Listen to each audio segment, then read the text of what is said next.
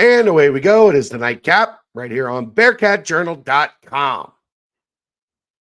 Welcome in. I am Chad Brendel. And for the next couple days, we'll have a couple, maybe it'll just be Keegan every night. I don't know what his I don't know how much time he's spending with Jesus this week. But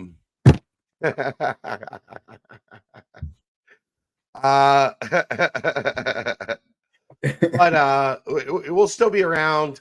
No George in the Jungle tonight. I was gonna do one, but I guess George heard that Aaron was gonna be off because of the baby, and he picked up a spot in a men's golf league tonight. Oh, can't argue with him. So I was like, no, he was like, I can rush home. I'm like, George, go play golf. Like, come on. So they will be back next week. Tomorrow, big one on the BCJ podcast, as we will be joined by Bearcat legend, Super Bowl champion, Derek Wolfe. How about that? Oh, I thought it was the other person you've been talking to. No, Derek Wolfe is joining us tomorrow night. So you've got a lot of big guests coming. Summer, man. Like, what's the point of having like a strong Rolodex if you don't ever flip through it from time to time? Especially when you need it the most. Right. Like, we're in the summer. There's not a lot going on. We could definitely use a big guest. I ran into Derek at the New Heights podcast, and I said, do you just do Joe Rogan, or like, do you just do the number one podcast in the world, or like, can we get a shot? Was he on Rogan? Oh yeah. You didn't hear the story about him? So a mountain lion got loose in his neighborhood, and he went and like killed it with his bare hands. Like, he shot it with a bow. I think I do remember him talking about that. Yeah. Oh my gosh, I did not know that that he went on Rogan. So I was like, do you just do Rogan, or like, does a little old UC podcast like us have a shot? And he was like, yeah, I'll come on, bro. And so I was like, well, let's start of the summer, beginning of June, let's put that bullet in the gun, fire it up into the air. And he texted me back in like 5 minutes. He's like, yeah, I'll be on. Let's go. And he went for a full 3 hours too. That's the benchmark of like a good episode for him. Yeah, I'm not going to ask him to go 3 hours tomorrow because he's one of a couple guys genuinely that like terrified you as a reporter. Really? Oh yeah. Look at, like, he's crazy. Like, he's a monster. Yeah. I mean, based off looks, I mean, Juwan Briggs would have been super scary, but he was the easiest person to talk to ever. I also knew Juwan Briggs like that, No, Wolf was an intimidating dude. So I am very fired up for that one tomorrow night. Gotcha. Let's get into it. Just some in-house stuff today. We were going to have you on the BBP last night. You had something come up where you weren't able to jump in. So let's talk about now what we would have talked about then and kind of get some insight on the official visit weekend that was last week for Cincinnati. Usually that first one is the big one. You put a story up on Grant Bierman today. I know you're working on a couple other things as well. Mm-hmm. So give me the Keegan rundown of the official visit weekend and how things went. Yeah, I think I've got, let's see, 4, maybe 5 pieces of content still to come from official visit weekend. And like you talked about, it's the big one. And there's been a lot of people that have, kind of criticized this coaching staff and the recruiting staff for kind of only going after the diamonds in the rough in terms of who else is pursuing them and, only beating out MAC schools and Sunbelt schools, Conference USA schools and stuff like that. But this first group, like when you go through who's been pursuing them, not necessarily all offers, I will say, but I mean, Michael Skinner visited Georgia, visited Florida, visited North Carolina. He's from South Carolina, so he's been to South Carolina a couple times. Tennessee. So a converted running back at 6'3", and when you flip on his huddle, he takes, I think one of the first or second plays is him taking the ball out of the backfield as a running back and taking a 50-yard touchdown run. And now he just did his first year as receiver, so kind of another recent transition, which I think Cincinnati's kind of attracted to, just looking at ceiling and plus tools. But yeah, Michael Skinner, Robert Smith, O-lineman, Adrian Hawley, defensive tackle. A lot of guys with a lot of upside tools and a lot of high ceilings. And then they had the commits. I think they had Zion Johnson and Kamori Smith come in this weekend. Patrick Williams. Patrick Williams is there as well. And then I think Gio Contosis was one of the few 4-stars that they had, but another guy that's being pursued by everyone. Oregon, I think Tennessee as well. So this was the group where Cincinnati was swinging big. And I think getting them for the first official visit weekend should make you feel good about a decent amount of the guys coming out of the weekend with Cincinnati's chances to get them. And this 2025 class has the potential to be a pretty good one. And it's kind of a statement that they're making that the first full recruiting cycle that they get, they're kind of on the road to kind of making a pretty big splash, and that you've already seen with their commits that they already have. So yeah, I think that they did a really good job. I heard a lot about food. I don't know what food they're catering. You need to find out, what did they eat? It's not Aramark. I can tell you that much. No, was the new company, like, did the new company start and cater like that? So live? Yeah. Yeah, they didn't serve Aramark pizza. I don't know. No. Honestly, the worst pizza I've ever had. It had pepperoni, and somehow it still had absolutely no taste. The dough didn't have taste. The crust didn't have taste. The sauce didn't have taste. You were literally just like, you understand this because you're a meathead. Like, you're the way you work out and your crazy regimens that you do. It was just eating to, like, put calories in your body. Yes. With no pleasure for any other sense. No. It was like every single out of the box Kroger pizza I've had was better than it. I've never had a heat up pizza that was worse than it. Anyhow, I want to know that you're the investigative reporter here. Yeah. We need to find out what they ate. Yeah. Somebody even asked on the board, like, there's been a bunch of kids talking about the food. I think I'm trying to line up an interview with Adrian Hawley.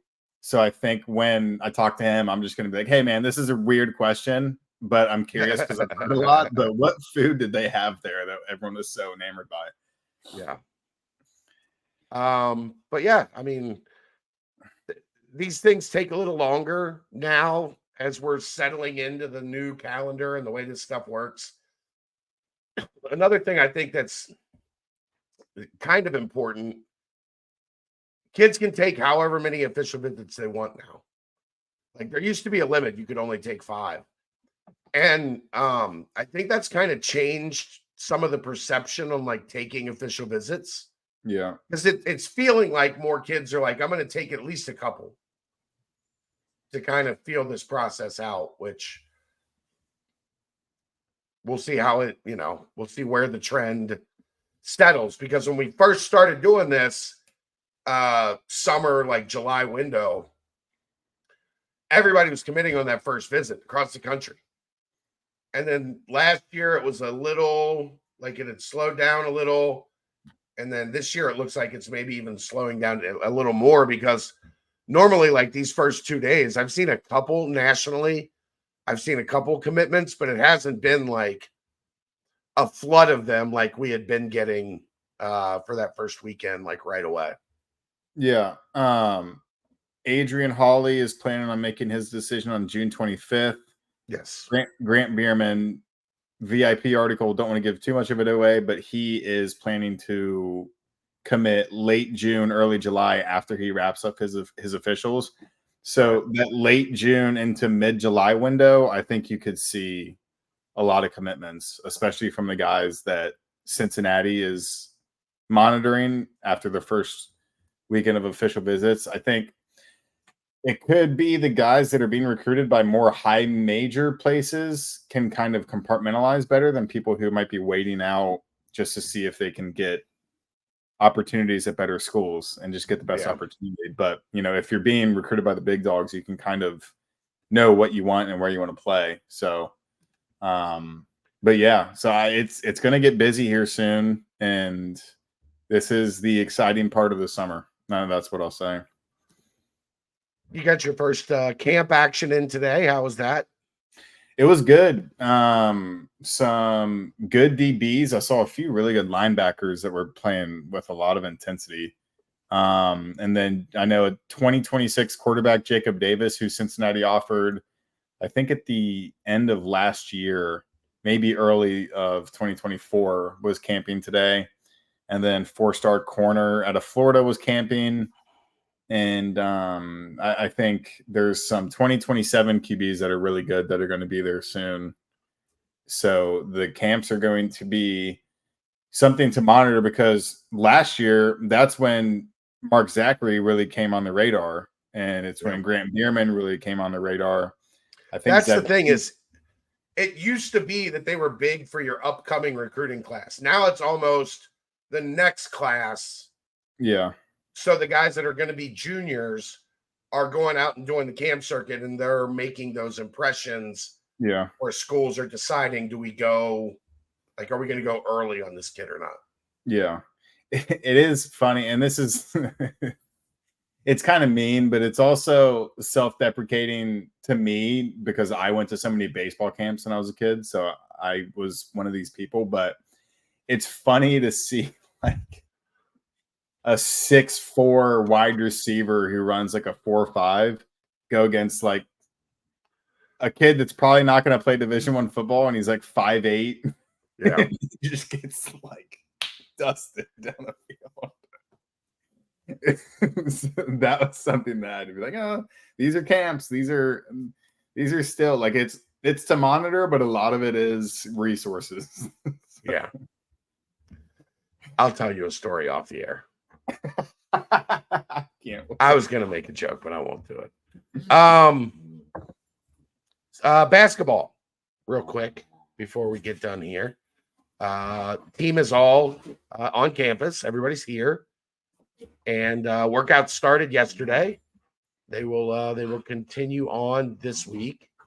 And hopefully I'm in the middle of it's the week before volleyball nationals here at the Brendel household. So there's a lot of volleyball going on this week. I'm hoping to get up. We leave for nationals Wednesday. I'm hoping to get up there early next week to try to take in a practice. So before I leave, but we'll see how it goes. What are your a video out of them kind of going through the paces? Hey, will you two behave? I'm trying to do a podcast with Keegan. No, was that a no? Did you just tell me no? Any thoughts from the video, the pictures, everything of day one? It looks like Dan might go with the man bun look instead of the afro based off the video. So that was interesting. That's probably the biggest development out of the entire summer. It's funny that the whole thing about what West did with this most recent offseason was he kept the nucleus together. So in large part, the team looks very similar to last year, but it also, and this might sound dumb to say, but it also just looks so different when you mix in a guy like Connor Hickman and Dylan Mitchell and Arrington Page. And it's just a testament to how many good pieces they brought in that are going to contribute greatly, or at least have opportunities to, and not just guys that kind of backfill the roster and they're 10th and 11th in the rotation. And then you mix in Tyler McKinley and Tyler Betsy. And it just seems like the potential for the team is really great. But it's weird mixing faces you're so familiar with faces you have to get used to. But I guess that's just the new era of college basketball. Welcome to college basketball in 2024. Yeah. It's like I watched that kid so much. Like Dan, like watching Dan, like I just watched a whole season, eyes glued to him.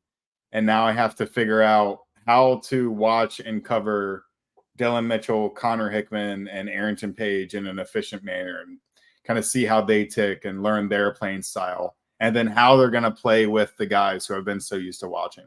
Right. So I think that's been really interesting. Are there any like Chicago trips planned like last year? They will do one when practice officially starts. So like late September, early October, somewhere in there, they will go away for like a long weekend and practice and do team bonding and all that fun stuff. Okay. Yeah, I think that'll be those things like a Camp Pride Ground opportunity are so crucial. And I would like to see Cincinnati go on a Europe trip, like what other teams do. I mean, the problem right now is those things are expensive. A little bit. And everybody is kind of in a holding pattern on the whole spend a bunch of money situation. And it's also UC not getting a full revenue share yet puts them even more holding pattern. So well, and the main thing really, Keegan, is all of the money is being diverted to NIL right now. Yeah. And that's going to stop, but then a bunch of money is going to be diverted to the players for revenue sharing. So that's going to, change kind of the flow of the cash as well. I think that's the biggest thing. They can do a European trip. I know it's been talked about. I also wonder if maybe you look at this roster and go, we might be better. Like, we're going to have to replace a bunch of dudes next year. Yeah. Is it smarter to do it next year when we've got a really new team, or to do it this year when it's an interesting conversation, right? Do you spend the extra time on a team that's all already is going to be good, or do you use the time on a new group maybe in a year or two to kind of get them up to speed? So yeah, I know people have asked. I don't think there's a definitive answer yet, but I think we would know if they were going to take a summer trip right now because it's summer. Like we're past Memorial Day. So, all right, that's going to wrap it up. Thank you, Keegan, for jumping in, buddy. Absolutely. Possibly we'll see you tomorrow night. I don't know. Possibly. Not with Derek Wolf, but here. Okay. After. After. That's going to wrap it up. We'll see you next time. That is the Nightcap right here on BearcatJournal.com.